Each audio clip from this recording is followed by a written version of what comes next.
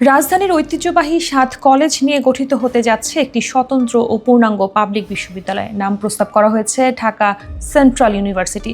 নতুন এই উচ্চশিক্ষা প্রতিষ্ঠানের অনুষদ ও বিভাগগুলো বিভিন্ন কলেজ ক্যাম্পাসে ছড়িয়ে থাকবে। তবে চূড়ান্ত কাঠামো প্রতিষ্ঠার আগ পর্যন্ত চলমান শিক্ষা কার্যক্রম ও ভর্তি প্রক্রিয়া চলবে অন্তর্বর্তী প্রশাসনের অধীনে, যা পরিচালনা করবে বিশ্ববিদ্যালয় মঞ্জুরি কমিশন।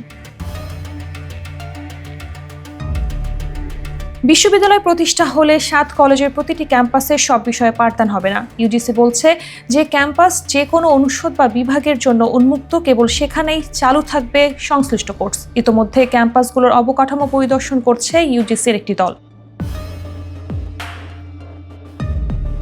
ইউজিসি চেয়ারম্যান অধ্যাপক ডক্টর এস.এম.এ. ফয়েজ জানান, প্রতি শিক্ষাবর্ষে বেশি শিক্ষার্থী ভর্তি নেওয়া হবে না। ২-৩টি কলেজের অবকাঠামো অত্যন্ত নাজুক অবস্থায় রয়েছে, যা বিশ্ববিদ্যালয় হিসেবে কাজ করার মতো অবস্থায় নেই। সবকিছু বিবেচনা নিয়েই কাজ করা হবে।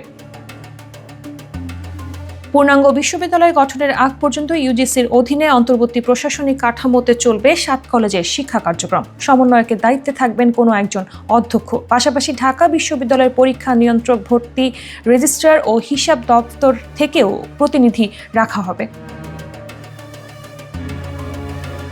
ঢাকা কলেজের অধ্যক্ষ অধ্যাপক এ.কে.এম. ইলিয়াস জানান, ঢাকা বিশ্ববিদ্যালয় ৭ কলেজের অধিভুক্তির বাইরে রাখার সিদ্ধান্ত নিয়েছে। তবে চলমান শিক্ষাবর্ষের কার্যক্রম সম্পন্ন করার বিষয়ে তারা আশ্বাস দিয়েছে।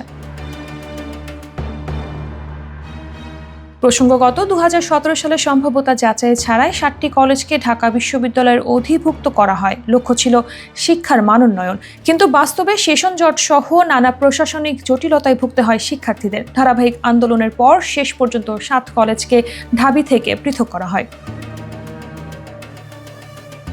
নতুন বিশ্ববিদ্যালয় গঠনের ঘোষণায় আশাবাদী শিক্ষার্থীরা। তারা চান সুযোগ অনুযায়ী ভর্তির আসন সংখ্যা নির্ধারণ, নেগেটিভ মার্কিং যুক্ত করে ভর্তি পরীক্ষার মান উন্নয়ন এবং অবকাঠামোগত ঘাটতি দূর করা।